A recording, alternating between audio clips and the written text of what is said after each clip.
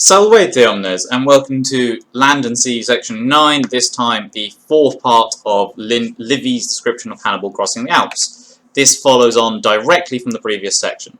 So, then literally it was came to, it's an impersonal passive. The easiest way to translate it is, they came to a by much, or much, steeper, literally rock. Rupem it literally means rock. Here, I've seen the best translation I can find for it is escarpment, which is a long, steep slope, which kind of describes what's going on.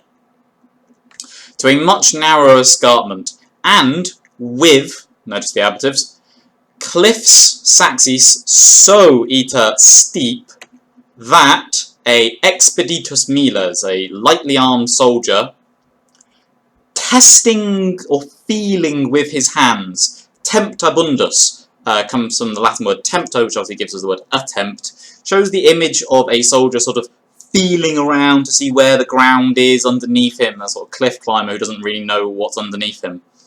So that a lightly armed soldier feeling around with his hands and holding on to the virgulta, the bushes and stirpes, roots, imminentes, obviously gives the word English word imminent, so eminent, that was sticking around there, eminentes being a present participle. He could posset badly or scarcely literally send down, but here lower down himself, or lower himself down. So that we've got a result clause here. It's an image of a very, very steep cliff.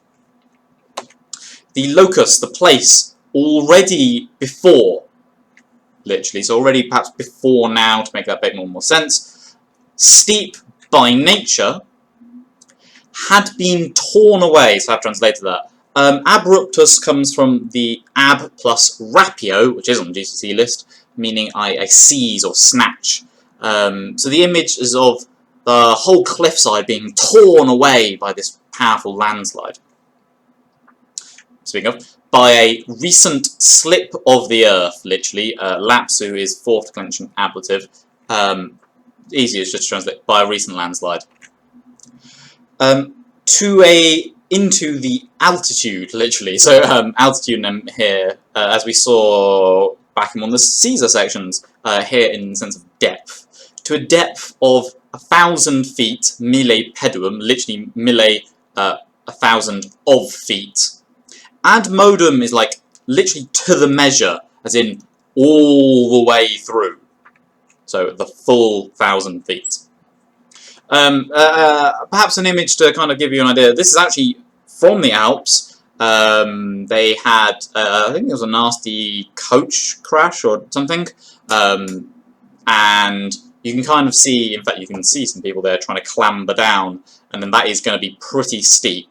So you can imagine trying to do that wearing armour. Now obviously, you know, they're not going to be having swords unsheathed, because that seems like that would go wrong.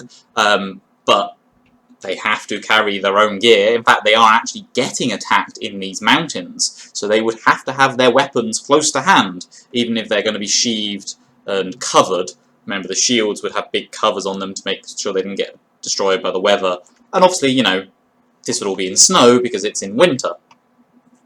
This would be a completely impossible task, which is what's told to Hannibal. When cum, as part of a cum clause here, where cum means when, since, or although, when the cavalry, the equites, stopped Ibi there, as if at the end of the road, at the final bit, the end, yeah. Literally it is, but this is what's called a historic present, so it was reported to Hannibal. Miranti. Miranti is a present participle agreeing with Hannibal. To Hannibal, wondering what thing, literally, so what was delaying the column. Oh, moror is a deponent verb, hence why that looks passive and it's just been translated as an active. What was delaying the column? That, so this is an indirect statement, it was reported to Hannibal that the rupem, the escarpment, was unviable, was impassable. And that's it. Fairly simple section, fairly short section. Again, just emphasising the difficulty that Hannibal has in getting down this mountain. Hope that helps. Thank you very much.